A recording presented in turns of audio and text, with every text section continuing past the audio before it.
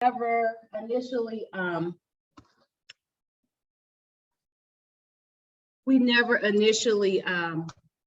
synergized around much, but we got a lot of our internalized stuff out. Implicit biases, things we thought. Once this gentleman even asked me, it was during the early days. He's pictured in this picture. I'm not going to point to him, but he asked me straight up, like one of his questions was, when do Black people train their children to jaywalk? Like that was his, and I was like, oh, it's the object lesson we give, huh? And okay, so probably after breastfeeding, potty training, then we put them in the street. I didn't know what to say, right? Like, how do you respond to someone who thinks that that's a cultural object lesson that we train our children to jaywalk? And so it was these type of conversations. So on Tuesdays, I kind of had to really kind of brace myself for what I was the type of conversations we were gonna be having, right? A lot of subtle and sometimes unmasked resistance showed up in these places because a lot of white people wanted to really train us on how to be better Black people. They wanted to tell us that. And so that's why they were showing up. And so these conversations were not friendly and, you know, they didn't feel good. They were really hard, uncomfortable conversations, but we kept coming. We stayed the course. And eventually this uncomfortable process grew. And out of this growth of people attending and more people showing up, we became very intimate with each other. And when I say intimate, I'm not talking about anything in a sexual or perverted way. I mean, our relationships. These were people who I fundamentally disagree with week after week after week. And yet, if I missed a Tuesday, I felt like appendage was missing. I felt like, you know, a part of me was missing because we also started sharing about our families and we were becoming a different type of community. But now we're not just geographically connected because now we're coming from Kirkwood and from Webster Groves. We're not just in the city of St. Louis. There are people who are traveling into the city to have these conversations. And so now I'm kind of formalizing TTT and it's becoming this thing, right? And I'm growing in my relationships. And as we're talking about racism on a very micro level, I look around, I had a lot of educators, I had bankers, housewives, doctors, attorneys, psychologists, psychiatrists, every gamut, every vocational gamut was represented, right? And I started thinking, wow, I can't impact all of these places on a macro level personally, like I'm one person, right? But if all of these people are here having these conversations, they can become multipliers of this and they can impact their own spheres, right? And so that's what began to happen. We became multipliers of the conversations. We started having hard conversations at board meetings and our workplace. These participants started shifting the culture where they lived and worked and played outside of Tuesdays. Me, it kind of backfired. I was getting in my mind that because I had this freedom of expressing myself without fear of being corrected or repercussion like on a job. When I left on Tuesdays, I would often mistake my Wednesdays or Thursdays if I was at work or at a board meeting, and I would say something I shouldn't have, and I would say, "Oh, that's for Tuesdays. Today is Thursday, and I'm at a board meeting, and I don't have this freedom, right?" Because there's a freedom in saying, "I do have a bias against you." There is a freedom that comes with that, a freedom for you to not correct somebody else, but to really be self-reflective and correct yourself, to kind of arrest that thing real time, but you gotta name it. And so that's what we were learning to do. We were building this muscle of how to get comfortable being uncomfortable.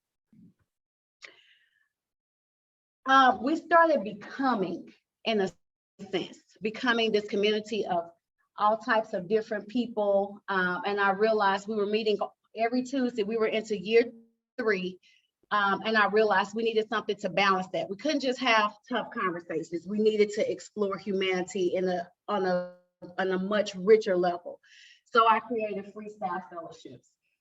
Every 3 months, we would ditch the conversations and we would just hang out. We looked so crazy together because we were all of these vagabonds identities, right? That you're not used to seeing hang out in the social environment. And we would hang out, we would bring extended family, friends, we would have people give their testimonials, their experiences in TTT, how they were becoming multipliers of it. And so this inquiry that I made on behalf of my daughter was now this thing that I was responsible for keeping all of these relationships together. And they grew and they grew and they grew. And so prior to the pandemic, TTT hosted 3 weekly sessions throughout multiple communities. So I was having 3 of these conversations every week with various participants, depending on where they wanted to travel to have the conversations. I had a weekly podcast sponsored by KDHX, was featured on the Pulse of St. Louis with Shirley Washington, and had recently completed my first organizational cohort through NCCJ St. Louis. The model had a ripple effect throughout St. Louis as more and more people joined and became multipliers of the conversations, but the conversations that led to relationships. It's the whole difference. You can parse them out, but you can have conversations that aren't attached to anything, or you can have conversations that are explicitly there to help us build better relationships, not across what we agree on, but naming that thing that makes us different and saying, okay, I see you and I'm different here, and we can never have synergy in this thing, but over here we can build something great together. And this was really different and really difficult to manage and took a lot of energy and time, but it was so worth it. And so now we have Touchy Topics Tuesday, Community the Remix, and it is now also being researched by Johns Hopkins University School of Education, and I am working with WashU to develop curriculum and still hosting cohorts for participants who want to attend virtually. It's a big difference between sitting and having that human connection versus virtual. And so that is what this nightmare to dream, it was my daughter's nightmare that I took and just did this very informal thing with, not intending to build anything other than my own understanding. And now it's this bigger thing. And so I wanted to give you some of the things that I always say to my participants in TTT. Truth and grace should always coexist. We always exchange truth, someone's truth, we extend grace for them to show up who they are, and we extend grace for that. Our most consistent character trait is imperfection. Perfection is an illusion this side of life, and so no one in TTT is expected to show up with the answer. There is no such thing as the answer. The journey is the destination. We're all becoming better, hopefully. And we can win if we all commit to doing something different. This picture is a picture of one of our freestyle fellowships, and not all of my participants are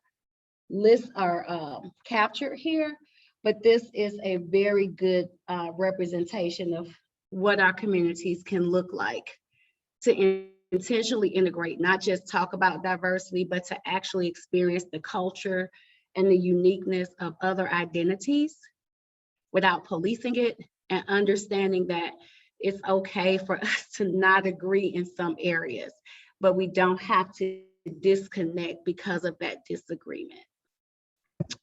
So I would like to have a quick conversation with you. I started this in 2014, yes, with the first picture. I think there were maybe 6 of us. 2019, I was graduating participants because they had been with the model for 5 years, and I needed those seats. I needed them to give up their seats. They would not leave. And so I gave them a huge graduation ceremony so that they would, I gave them like a parting gift to go away. And here's a little video so you can see how many people were actually impacted in those 5 years.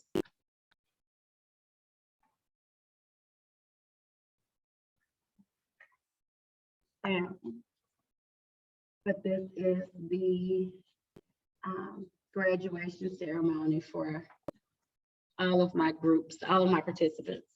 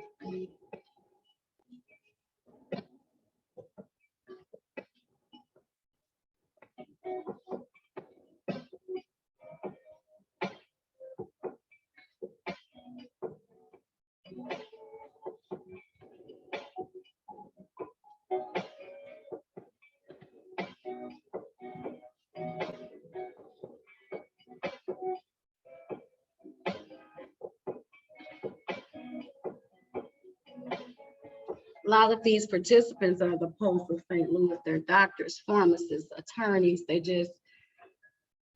I'm very grateful that I was able to have the impact across so many vocations.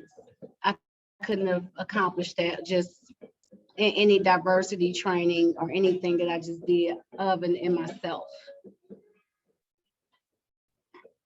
And so I do have one of my participants here with me today. I always bring a participant to share their own personal experience. I don't want you to just hear it from me.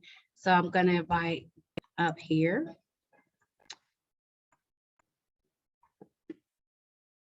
Don Morgan. I thought I had you a slide in here, Don. I'm sorry.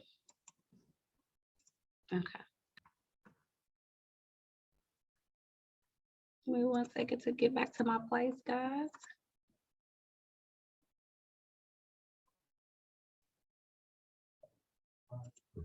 Yeah, I did have a slide.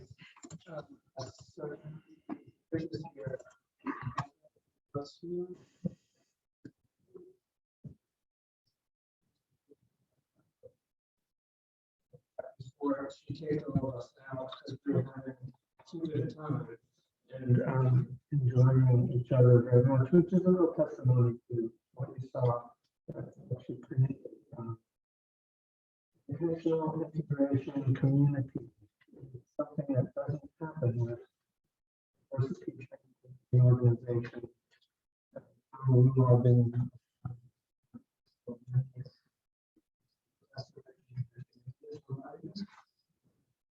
terrific. Working to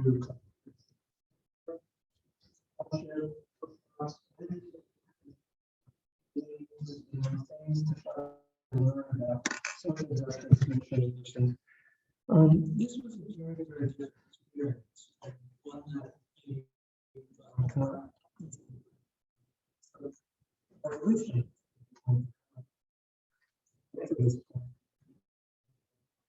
that's something that's very special, which is the bonding for everybody in the video was getting kicked out of this thing, and they were still not only through a really good party, but that's, I think, important to this.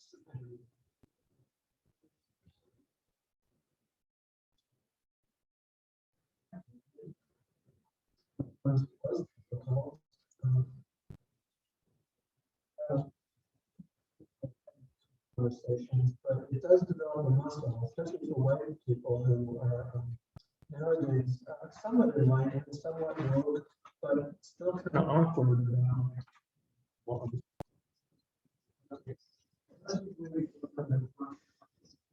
As a white person, this is new for a lot of us too. And I ask people a lot of times too, for black people, do they something valuable as I felt? Probably more than that, but the answer said that.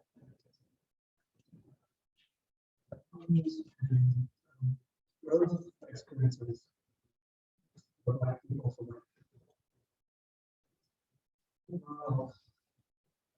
At this point, it's a challenge to try to think about scaling and finding ways to do it, and perhaps Tiffany will tell you more about that.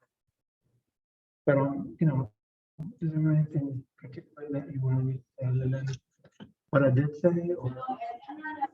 Typically, when you have diversity training, you have a lot of black people, people of color that are having their experiences, right? And sort of cutting and bleeding just to get the sympathy. Well, we didn't do that. We explore whiteness so much. We did the one thing that says out of norm for diversity. We explored whiteness, and we wanted to know, what is your experience related to whiteness and privilege and things like that, and how are you socialized? Because we've explored blackness and other identities, right, to death. We've researched them and probed at them, probed at them, and done all these different things to try to identify what makes us different. But let's talk about whiteness. Let's see what makes white. What makes whiteness? Why is it the standard? Why is it the norm? And that became that muscle that Don is talking about, a launch pad for white people to actually start being effective about that instead of outside of Tuesday and trying to sort of arrest that in real time and navigate that differently, as they were made aware. And it was a very difficult process to switch the conversation from constantly having black people of color. Let me say this again, there was no training module for this. This was a very painful, organic, and initial process that we were all but we were determined to find each other. And in the middle of it, we were determined to find each other. And I think that's what we did. It was very grateful for that. Do you guys have any questions? How do you guys want to be? Have you ever facilitated one day professional development, like with what you normally do? Like, have you extended that into not just students? Does that make sense? Yes, I have done some organizational professional development. This is the process. When I'm done, as you know, I was background on me, I try to condense as much as I can into this one day training, and then I do the survey, and I was like, you know, but long enough, but we need more. So it kind of backfires on me because people need to be able to orient themselves into this broader thing and figure it out and talk about it and come back and kind of regurgitate it and do it all over. It's not just this thing that you can check a box and say, I've learned today. That's not how TTT operates. And that's why these participants were kind of asked to leave, because they had gotten used to unpacking and dissecting this in a very organic and real way. Anybody else?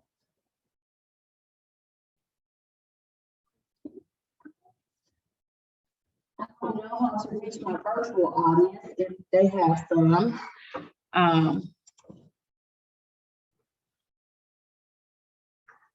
But I do have some, when you're thinking about ecosystems and STEM, First, I asked, do you have any questions regarding my personal journey?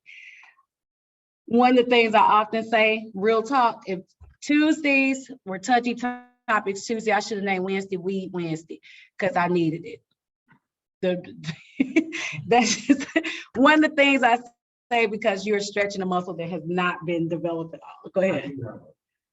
It's a topic, but it's also a question or discussion. So I attend this church here in St. Louis, and they're big on diversity, trying to get more people of color into the church. So they have topics every, we have a class, we have a small group course, and it's on topics on biblical perspectives and a worldview. And we talk about critical race theory.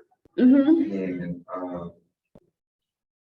we brought it, of course, from a scriptural perspective, but then we brought it from a worldly perspective. And you can see how people's views and thinking kind of, I want to say, like embedded from like how they're raised and things like that. So how would you approach people that are very,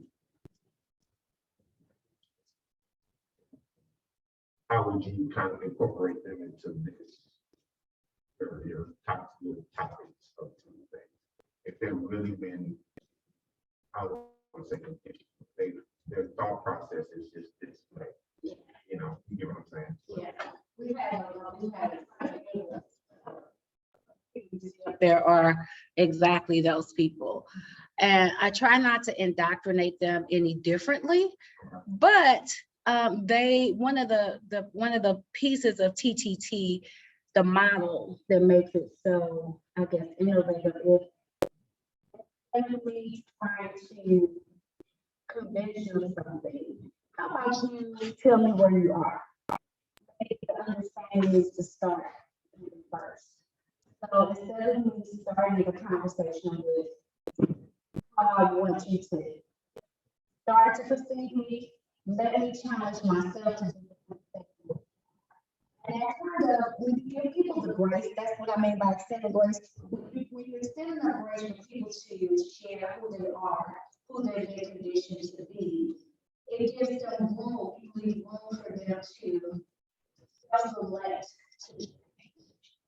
But when you try to be conditioned, it's resistant. Does that make sense? So I have an example that we have a pastor, a very conservative pastor, not Catholic, I want to say Lutheran pastor, an attorney, came to one of our sessions, and most white people, they come in with a mindset to teach, never to learn or unlearn. And so he was very much like what you're describing. And after the first session, he hopped up, he was like, hey, T, I thought this was kind of short. And I started speaking. And I said, well, what were you speaking about? And he said, well, I started telling them why we can do it this way. That's why they sort of look, but they invite you here. They want to learn and unlearn things, but there's a season for that. And so probably after session 3, he was back and starting to challenge himself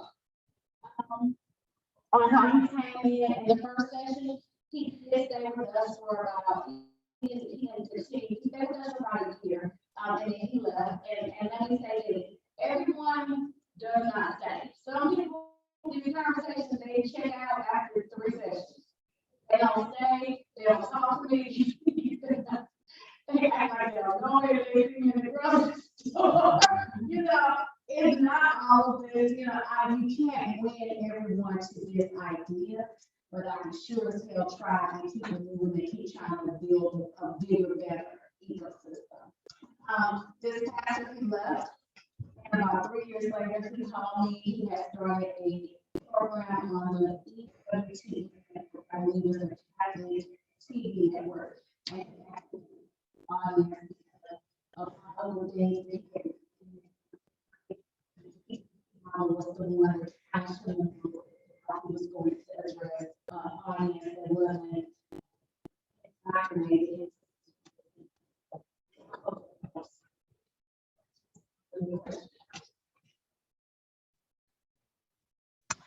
How are you inspired to start or resume your own journey? And I'm not talking about in a formal way. I'm talking about credentials aside, how are you inspired to do something different in the spaces that you already show up in? Inspired, you're not inspired, you're so inspired, maybe you go start over. Please be inspired.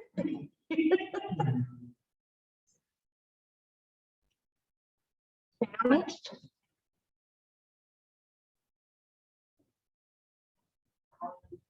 To try to like find more content and like speak it up and do more research to like know my place. Like I know like how to explain like things like principal range theory and things like that.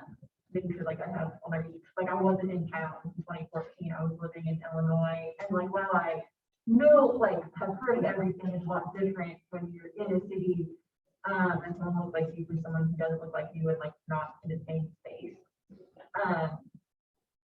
And so it's not easy to forget, and not necessarily on the forefront of your mind, especially when you're like, I was a freshman in college, it was a very different part of my life, where like we're an adult at that time, or a child at that time. I think that's what Don, I think it makes it. Sometimes we try to show up for each other. Like you try to talk about research and all that happens, like the data courses. Like your relationship with, you not just hang out, you know, and you sit here and something happens that impacts me or vice versa. Like I don't need the macro level data. And I just need a very micro intentional, hey, sit here, you okay, can I step in here for you? You know, how do you need me to show up for you? And I don't think I don't think we develop that enough. We want to always change things that are really big and really hard to pivot the system. And I am a system person. We need to change things on a macro level, but I also think we need a measurement level. Like we need to build a middle piece so that people are working toward that macro level. I do have a question. So how do you challenge people that are very research and statistical data driven?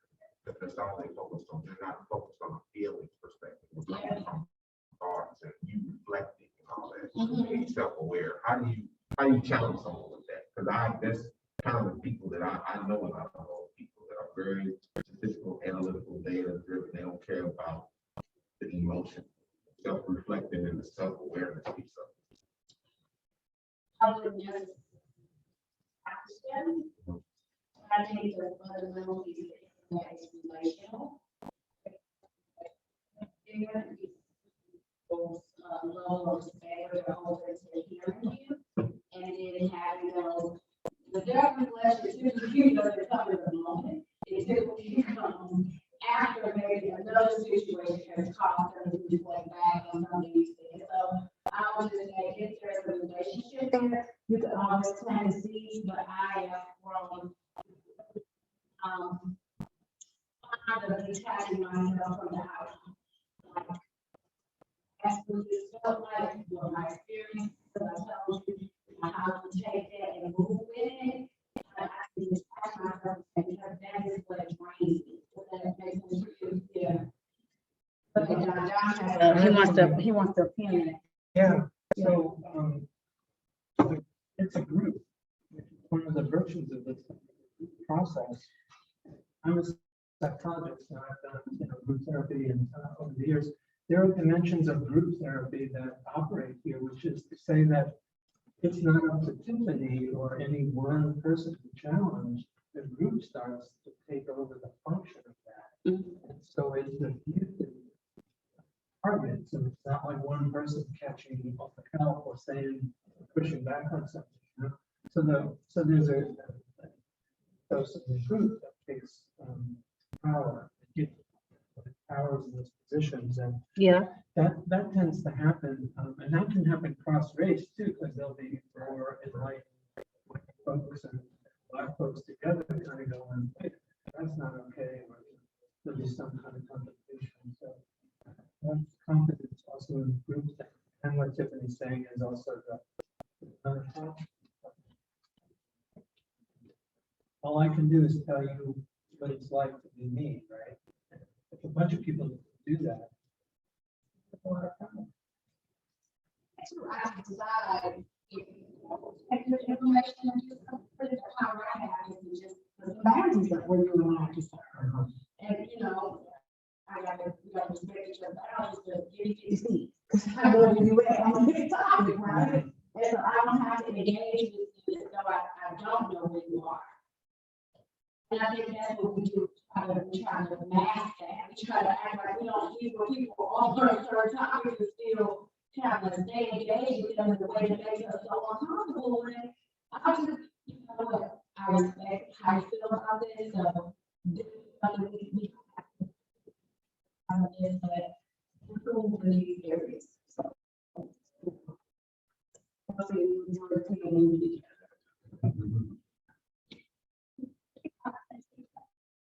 What about solid relationships with people who have fundamentally different identities or cultural values?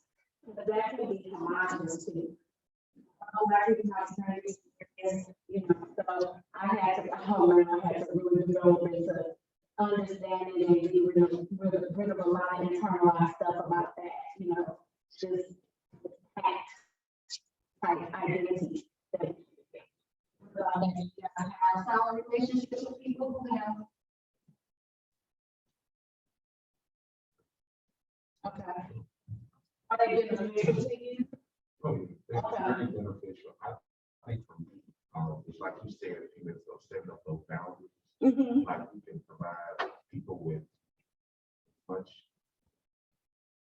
information as possible. It's what they do with it. It's kind of how you can kind of, what you say, wash your feet from it, So I think that's what I've learned to do over just kind of, but at first I did, not trying to coerce people or be intrusive, but just allow that process, just, you plant that seed. So I've learned to do that over time. So, I'm better than that legendary.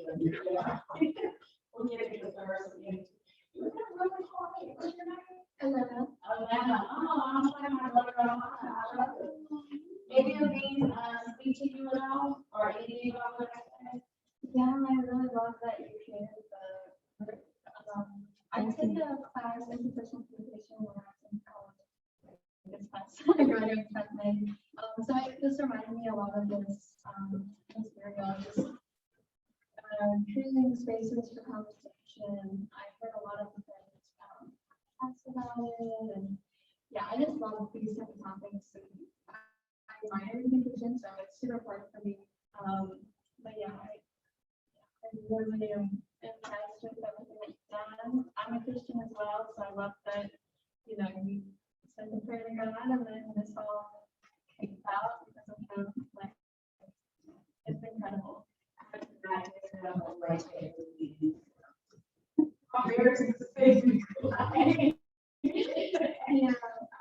And there was a lot of this with that for me with my Christian identity, and I had to learn to understand that identity comes with its own set of associated identities, right? And I couldn't shrink back. I couldn't say, but not me, I'm different. I want to be. I couldn't say that. I had to accept what happened. Yeah. I was not back on Jesus. I was saying, I you have to be able to navigate that out. And now one of my closest friends, he's an atheist, one of my closest friends from TTT is an atheist. My other closest friend is an agnostic. And so we got this standing joke, like an atheist Christian agnostic walk into a bar. Like, nobody knows how to finish that, but it's just the relational component that we developed. So I don't have anything else other than to encourage each of you to just iron sharpens iron. And so if you're hanging out in silo, I being sharpened. Elena, congratulations on graduating from Kolberg to TTT. Give me a call. If you guys enjoy. And please wear the card, and thank you so very much. Okay.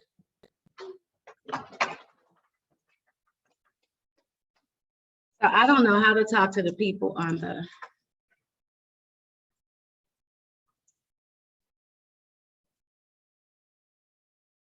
Okay, so I am going to leave this.